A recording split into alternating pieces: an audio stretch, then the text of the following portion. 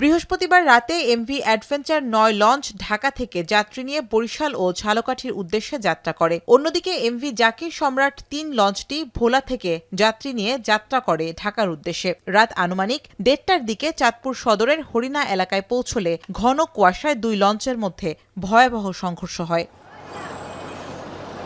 দুর্ঘটনায় দুমড়ে মুচড়ে যায় লঞ্চের সামনের অংশ। পরে সকালে এমভি জাকির সম্রাট ৩ লঞ্চটি আনা হয় সদরঘাট নৌ টার্মিনালে। সেখানে লঞ্চের ভেতর থেকে ৪ জনের মরদেহ উদ্ধার করে নৌপুলিশ। নিহতরা হলেন মোহাম্মদ গনি, সাজু, হানিফ ও রিনা। তাদের প্রত্যেকের বাড়ি ভোলার বিভিন্ন উপজেলায়। রাত ২টা বাজে একটা লঞ্চের সাথে সংঘর্ষ হয়। আমার আফন ভাই দুটা বাচ্চা আছে ছোট ছোট, দেশে থেকে আদর্শের লঞ্চ আহত মারা গেছে। আমার এর বিচার চাই, আমার এখন বিচার চাই, আমার কোনো বিচার পাই নাই। আমরা ঢাকার দিকে এসে আমার শাশুড়ি চিকিৎসা করাম, তারপরে আমরা আইতে আসি এই ফাঁকে মেঘনা নদীর মধ্যে আরেকটা লস হয় এমন করে মাছ বরাবর মারিয়া দিছে। এদিকে এমভি অ্যাডভেঞ্চার ৯ লঞ্চটি নিয়ে যাওয়া হয় ঝালকাঠির নৌঘাটে। সেখান থেকে লঞ্চ সহ ৪ স্টাফকে আটক করে পুলিশ। লঞ্চটি আটক আছে এবং ৪ জন লোককে জিজ্ঞাসাবাদের জন্য আনা হয়েছে। পরবর্তী আইনগত ব্যবস্থা গ্রহণ করা হবে। নৌ পুলিশ আছে, তারা বিষয়টা অবগত।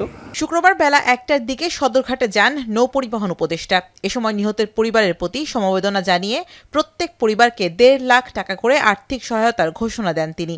এছাড়া লঞ্চ দুর্ঘটনার কারণ অনুসন্ধানে ৮ সদস্যের তদন্ত কমিটি গঠন করা হয়েছে বলেও জানান নৌ পরিবহন উপদেষ্টা।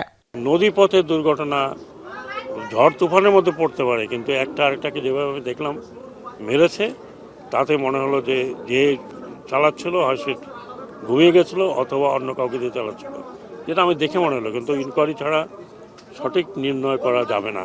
আপাতত ১.৫ লাখ টাকা করে আমরা আমাদের মন্ত্রণালয় থেকে সরকারের পক্ষ থেকে দিচ্ছি। এদিকে চাঁদপুরের মেঘনা নদীতে চাঁদপুর ও বরিশালগামী আরও ২টি লঞ্চের মধ্যে সংঘর্ষ হয়েছে। এতে ক্ষতিগ্রস্ত হয়েছে ঢাকা থেকে ছেড়ে যাওয়া বরিশালগামী এম খান ৭ লঞ্চ। কর্তৃপক্ষ জানায় ৩০০ যাত্রী নিয়ে ঢাকা থেকে বরিশাল যাচ্ছিল তারা। এ সময় চাঁদপুরের মেঘনা নদীর আমিরাবাদ এলাকায় পৌঁছলে ঈগল ৪ লঞ্চের সঙ্গে সংঘর্ষ হয়। এতে সামনের অংশ দুমড়ে মুচড়ে যায়, তবে এতে কোনো হতাহতের ঘটনা ঘটেনি। শামীমা রহমান শাম্মী, এখন।